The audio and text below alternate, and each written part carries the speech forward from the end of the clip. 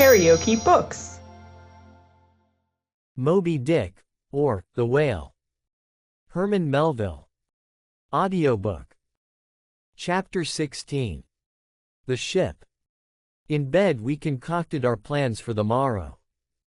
But to my surprise and no small concern, Queequeg now gave me to understand that he had been diligently consulting Yojo, the name of his black little god, and Yojo had told him 2 or 3 times over, and strongly insisted upon it every way, that instead of our going together among the whaling fleet in harbor, and in concert selecting our craft, instead of this, I say, Yojo earnestly enjoined that the selection of the ship should rest wholly with me, inasmuch as Yojo purposed befriending us, and, in order to do so, had already pitched upon a vessel, which, if left to myself, I, Ishmael, should infallibly light upon, for all the world as though it had turned out by chance, and in that vessel I must immediately ship myself, for the present irrespective of Queequeg. I have forgotten to mention that, in many things, Queequeg placed great confidence in the excellence of Yojo's judgment and surprising forecast of things, and cherished Yojo with considerable esteem, as a rather good sort of god, who perhaps meant well enough upon the whole, but in all cases did not succeed in his benevolent designs. Now, this plan of Queequeg's, or rather Yojo's, touching the selection of our craft, I did not like that plan at all. I had not a little relied upon Queequeg's sagacity to point out the whaler best fitted to carry us and our fortunes securely. But as all my remonstrances produced no effect upon Queequeg, I was obliged to acquiesce, and accordingly prepared to set about this business with a determined rushing sort of energy and vigor, that should quickly settle the trifling little affair. Next morning early, leaving Queequeg shut up with Yojo in our little bedroom, for it seemed that it was some sort of Lent or Ramadan, or day of fasting, humiliation, and prayer with Queequeg and Yojo that day. How it was I never could find out, for, though I applied myself to it several times, I never could master his liturgies and 39 articles. Leaving Queequeg, then, fasting on his tomahawk pipe, and Yojo warming himself at his sacrificial fire of shavings, I sallied out among the shipping. After much prolonged sauntering and many random inquiries, I learnt that there were 3 ships up for 3 years' voyages, the Devil Dam, the Titbit, and the Pequod. Devil Dam, I do not know the origin of. Titbit is obvious.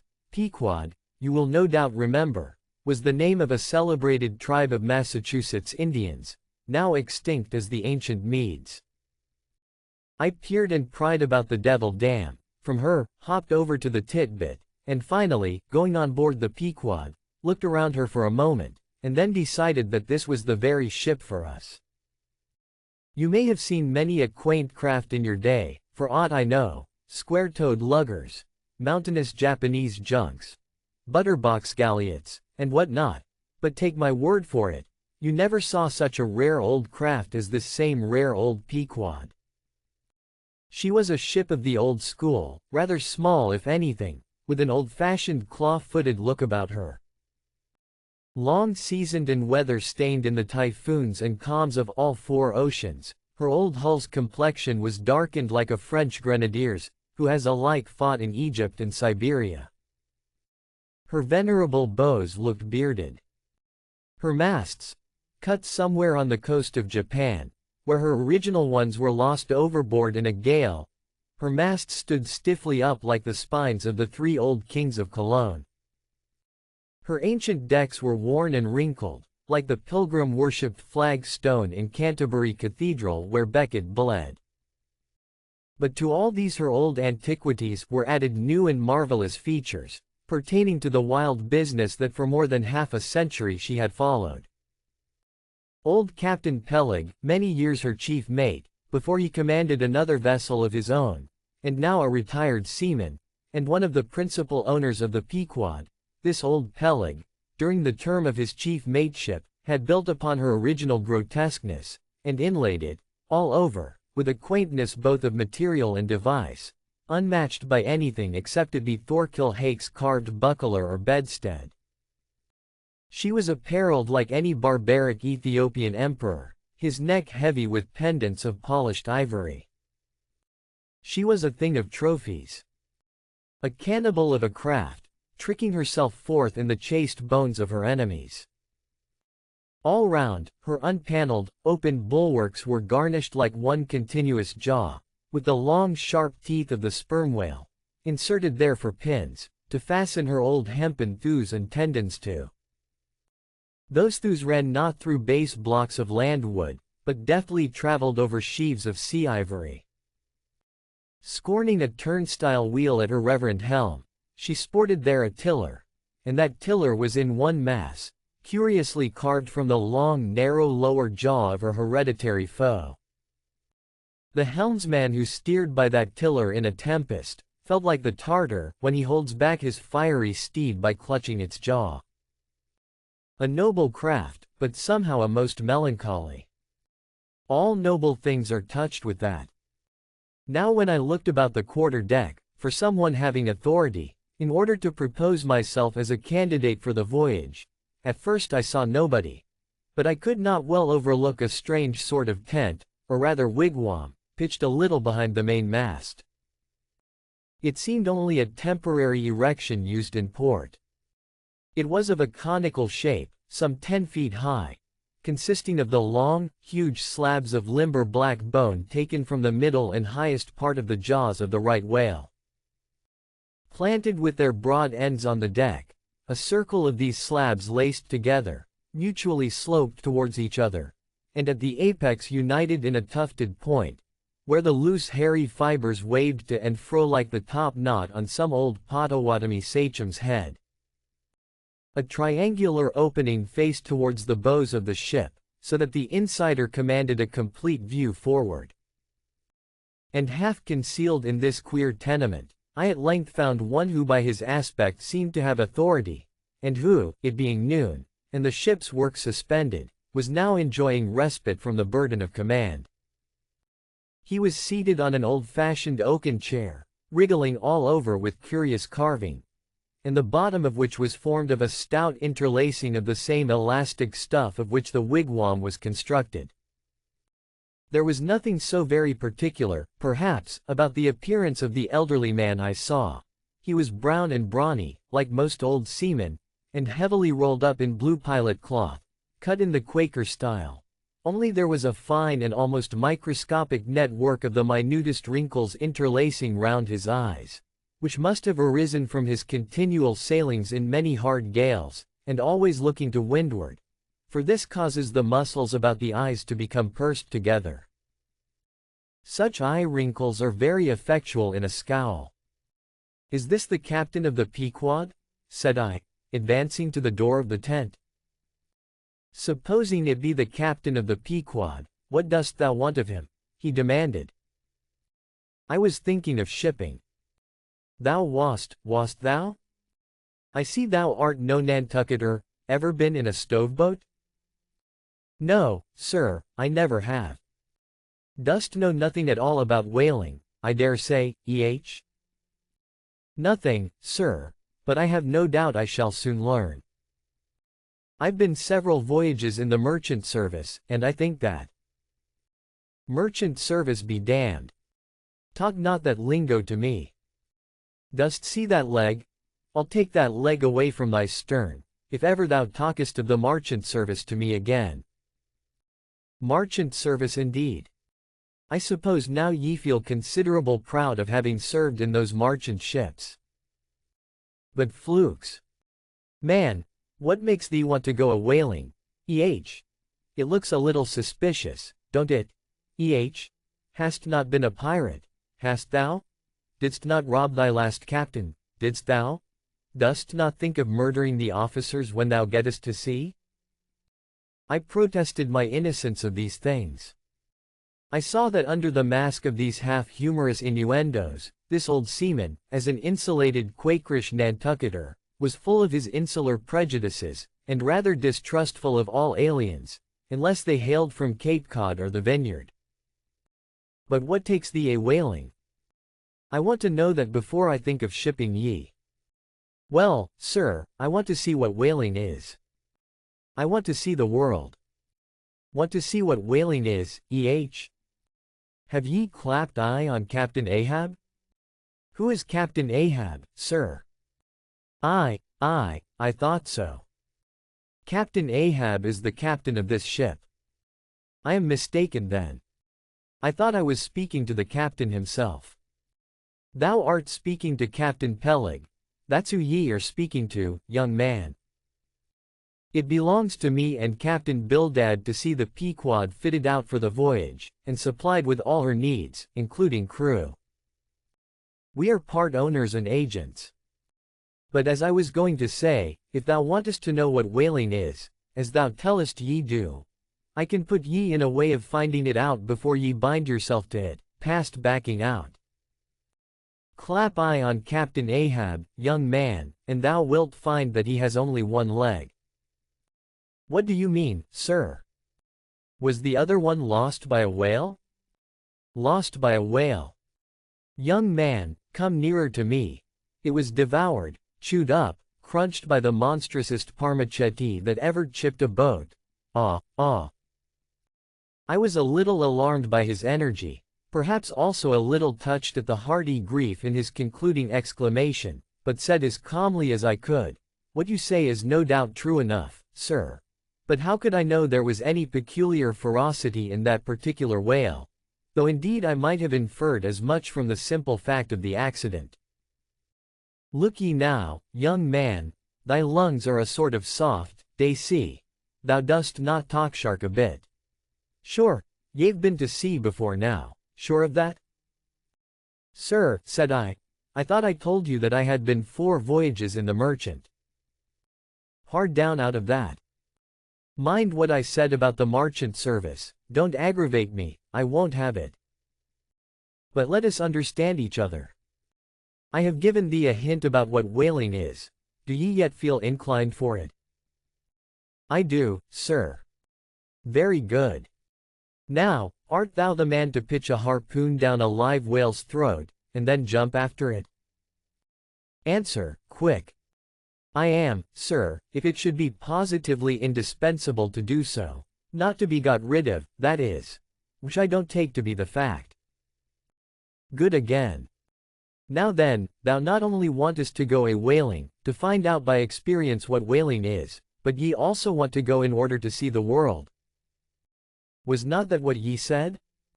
I thought so. Well then, just step forward there, and take a peep over the weather bow, and then back to me and tell me what ye see there. For a moment I stood a little puzzled by this curious request, not knowing exactly how to take it, whether humorously or in earnest. But concentrating all his crow's feet into one scowl, Captain Peleg started me on the errand. Going forward and glancing over the weather bow, I perceived that the ship swinging to her anchor with the flood tide, was now obliquely pointing towards the open ocean. The prospect was unlimited, but exceedingly monotonous and forbidding, not the slightest variety that I could see. "Well, what's the report?" said Peleg when I came back. "What did ye see?" "Not much," I replied, "nothing but water, considerable horizon though, and there's a squall coming up, I think." "Well, what dost thou think then of seeing the world? Do ye wish to go round Cape Horn to see any more of it, Can't ye see the world where you stand?" I was a little staggered, but go a whaling I must, and I would. And the Pequod was as good a ship as any, I thought the best, and all this I now repeated to Peleg.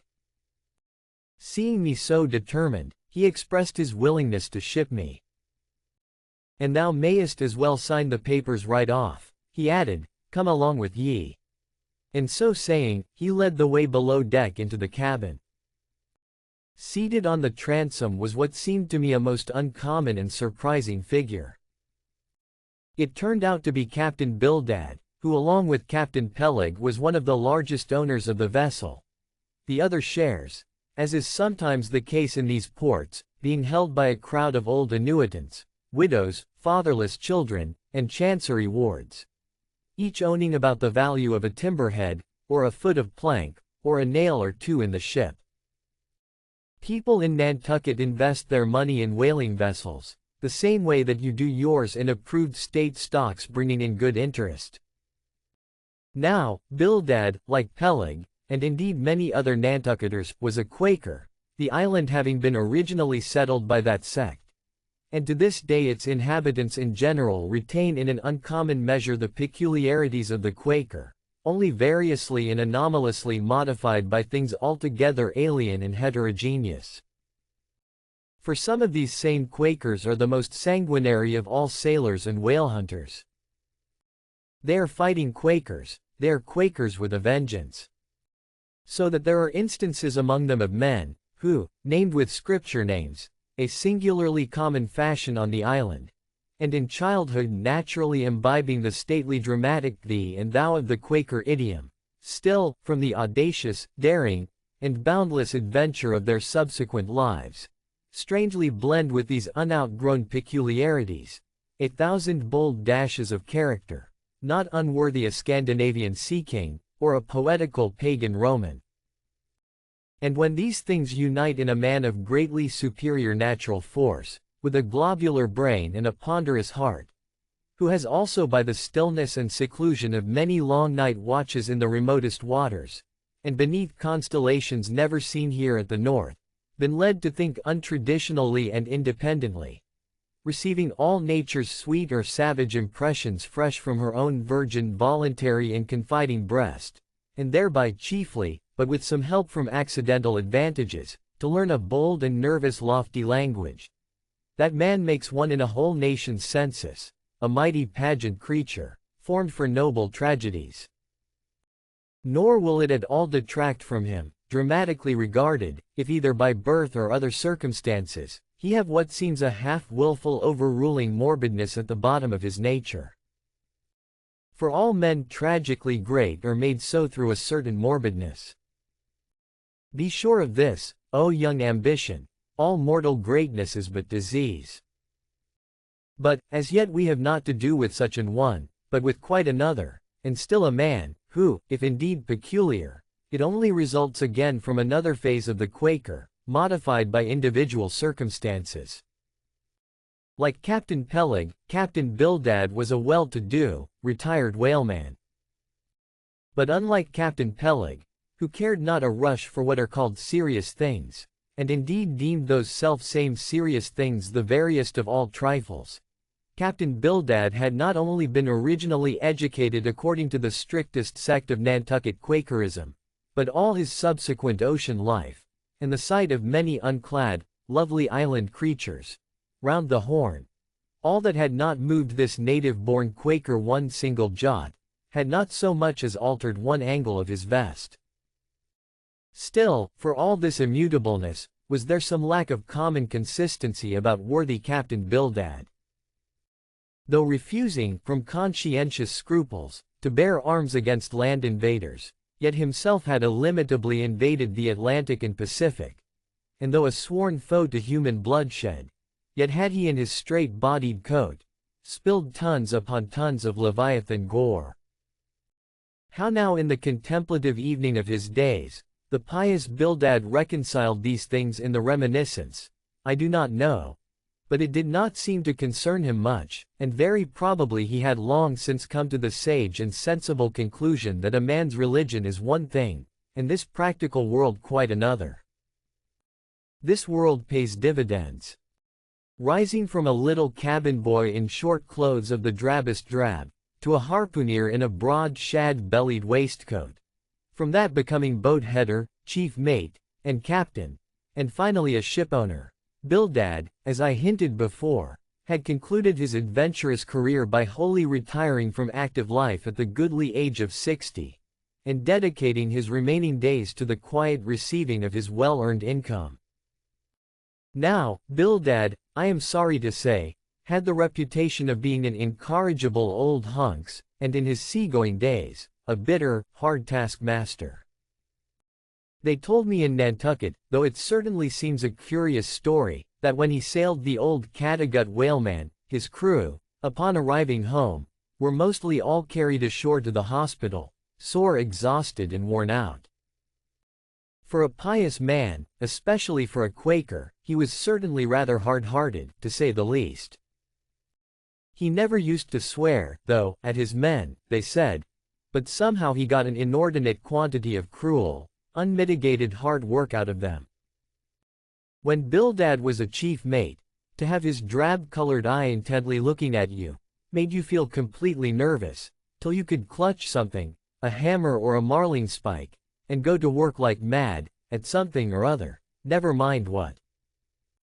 Indolence and idleness perished before him. His own person was the exact embodiment of his utilitarian character.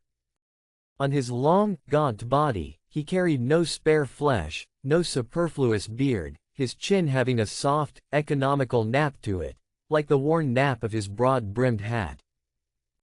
Such, then, was the person that I saw seated on the transom when I followed Captain Peleg down into the cabin. The space between the decks was small, and there, bolt upright, sat old Bildad, who always sat so, and never leaned, and this to save his coat-tails. His broad brim was placed beside him, his legs were stiffly crossed, his drab vesture was buttoned up to his chin, and spectacles on nose. He seemed absorbed in reading from a ponderous volume. "Bildad," cried Captain Peleg, at it again, "Bildad, ye have been studying those scriptures, now, for the last 30 years, to my certain knowledge. How far ye got, Bildad?" As if long habituated to such profane talk from his old shipmate, Bildad, without noticing his present irreverence, quietly looked up, and seeing me, glanced again inquiringly towards Peleg. "He says he's our man, Bildad," said Peleg, "he wants to ship." "Dost thee?" said Bildad, in a hollow tone, and turning round to me. "I dost," said I unconsciously, he was so intense a Quaker. "What do ye think of him, Bildad?" said Peleg. "He'll do," said Bildad, eyeing me, and then went on spelling away at his book in a mumbling tone quite audible. I thought him the queerest old Quaker I ever saw, especially as Peleg, his friend and old shipmate, seemed such a blusterer. But I said nothing, only looking round me sharply. Peleg now threw open a chest, and drawing forth the ship's articles, placed pen and ink before him, and seated himself at a little table. I began to think it was high time to settle with myself at what terms I would be willing to engage for the voyage. I was already aware that in the whaling business they paid no wages, but all hands, including the captain, received certain shares of the profits called lays, and that these lays were proportioned to the degree of importance pertaining to the respective duties of the ship's company. I was also aware that being a green hand at whaling, my own lay would not be very large, but considering that I was used to the sea, could steer a ship, splice a rope, and all that, I made no doubt that from all I had heard I should be offered at least the 275th lay. That is, the 275th part of the clear net proceeds of the voyage, whatever that might eventually amount to.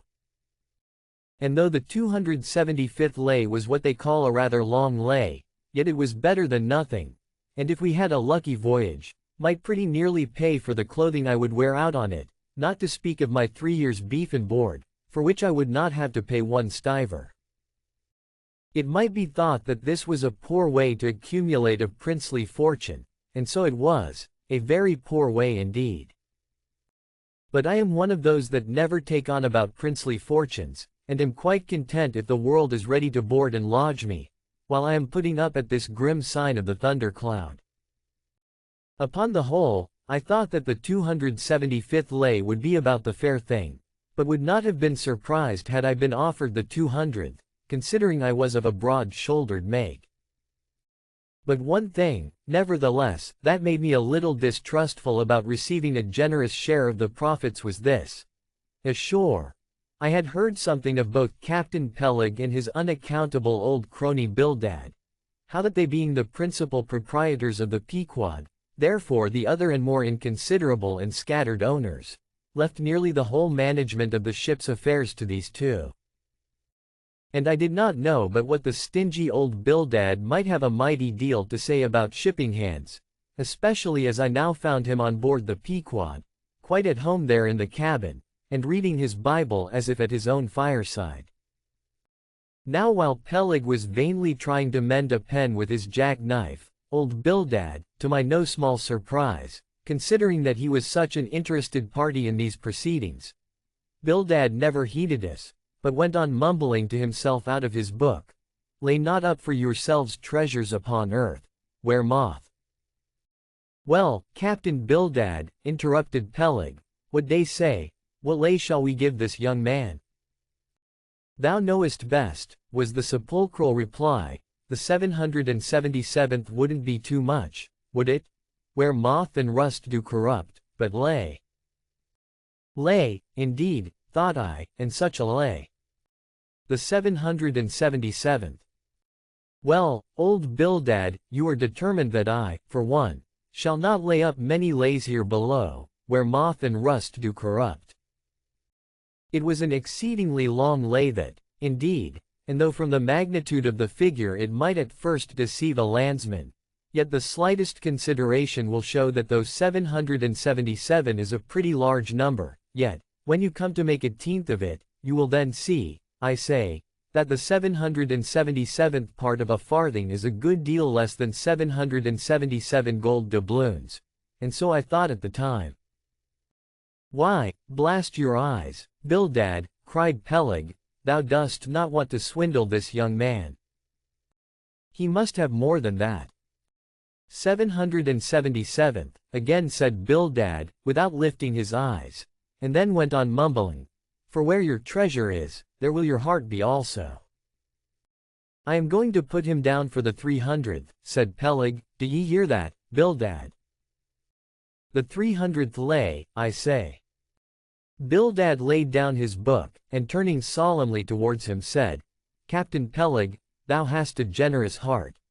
But thou must consider the duty thou owest to the other owners of this ship, widows and orphans, many of them, and that if we too abundantly reward the labors of this young man, we may be taking the bread from those widows and those orphans." The 777th lay, Captain Peleg.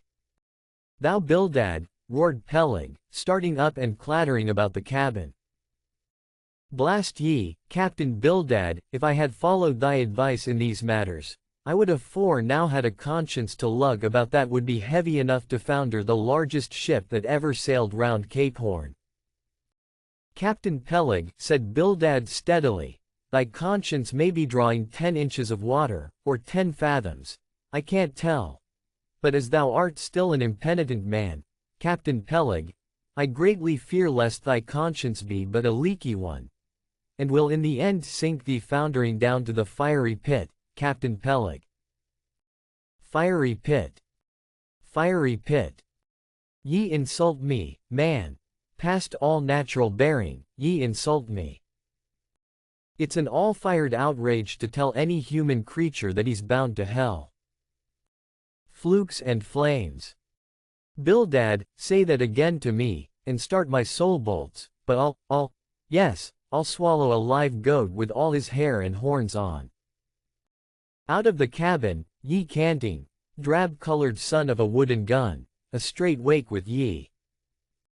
As he thundered out this he made a rush at Bildad, but with a marvelous oblique, sliding celerity, Bildad for that time eluded him. Alarmed at this terrible outburst between the two principal and responsible owners of the ship, and feeling half a mind to give up all idea of sailing in a vessel so questionably owned and temporarily commanded, I stepped aside from the door to give egress to Bildad, who, I made no doubt, was all eagerness to vanish from before the awakened wrath of Peleg. But to my astonishment, he sat down again on the transom very quietly, and seemed to have not the slightest intention of withdrawing. He seemed quite used to impenitent Peleg and his ways. As for Peleg, after letting off his rage as he had, there seemed no more left in him, and he, too, sat down like a lamb, though he twitched a little as if still nervously agitated. Phew! He whistled at last. The squall's gone off to leeward, I think. Bildad, thou used to be good at sharpening a lance, mend that pen, will ye? My jackknife here needs the grindstone. That's he, thank ye, Bildad. Now then, my young man, Ishmael's thy name, didn't ye say? Well then, down ye go here, Ishmael, for the 300th lay. Captain Peleg, said I have a friend with me who wants to ship too. Shall I bring him down tomorrow? To be sure, said Peleg. Fetch him along, and we'll look at him. What lay does he want? Groaned Bildad, glancing up from the book in which he had again been burying himself. Oh! Never thee mind about that, Bildad, said Peleg. Has he ever whaled it any? Turning to me. Killed more whales than I can count, Captain Peleg. Well, bring him along then. And, after signing the papers, off I went, nothing doubting but that I had done a good morning's work, and that the Pequod was the identical ship that Yojo had provided to carry Queequeg and me round the Cape. But I had not proceeded far, when I began to bethink me that the captain with whom I was to sail yet remained unseen by me, though, indeed, in many cases, a whale ship will be completely fitted out, and receive all her crew on board, ere the captain makes himself visible by arriving to take command, for sometimes these voyages are so prolonged, and the shore intervals at home so exceedingly brief, that if the captain have a family, or any absorbing concernment of that sort, he does not trouble himself much about his ship in port, but leaves her to the owners till all is ready for sea. However, it is always as well to have a look at him before irrevocably committing yourself into his hands. Turning back, I accosted Captain Peleg, inquiring where Captain Ahab was to be found. And what dost thou want of Captain Ahab? It's all right enough, thou art shipped. Yes, but I should like to see him. But I don't think thou wilt be able to at present. I don't know exactly what's the matter with him, but he keeps close inside the house, a sort of sick, and yet he don't look so. In fact, he ain't sick, but no, he isn't well either. Anyhow, young man, he won't always see me, so I don't suppose he will be. He's a queer man, Captain Ahab, so some think, but a good one. Oh, thou'lt like him well enough, no fear, no fear. He's a grand, ungodly, godlike man, Captain Ahab. Doesn't speak much, but when he does speak, then you may well listen. Mark ye, be forewarned. Ahab's above the common. Ahab's been in colleges, as well as, 'mong the cannibals. Been used to deeper wonders than the waves. Fixed his fiery lance in mightier, stranger foes than whales. His lance. Aye, the keenest and the surest that out of all our isle. Oh. He ain't Captain Bildad, no, and he ain't Captain Peleg. He's Ahab, boy, and Ahab of old, thou knowest, was a crowned king. And a very vile one. When that wicked king was slain, the dogs, did they not lick his blood? Come hither to me, hither, hither, said Peleg, with a significance in his eye that almost startled me.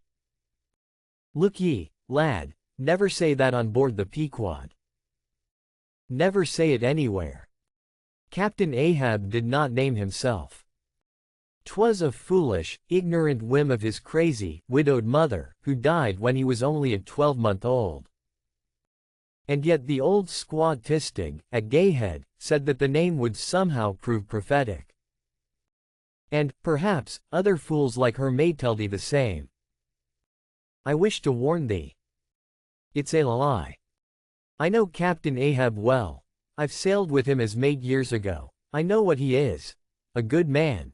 Not a pious, good man, like Bildad, but a swearing good man. Something like me. Only there's a good deal more of him. I know that he was never very jolly, and I know that on the passage home, he was a little out of his mind for a spell. But it was the sharp shooting pains in his bleeding stump that brought that about, as anyone might see. I know, too, that ever since he lost his leg last voyage by that accursed whale, he's been a kind of moody, desperate, moody, and savage sometimes, but that will all pass off. And once for all, let me tell thee and assure thee, young man, it's better to sail with a moody good captain than a laughing bad one.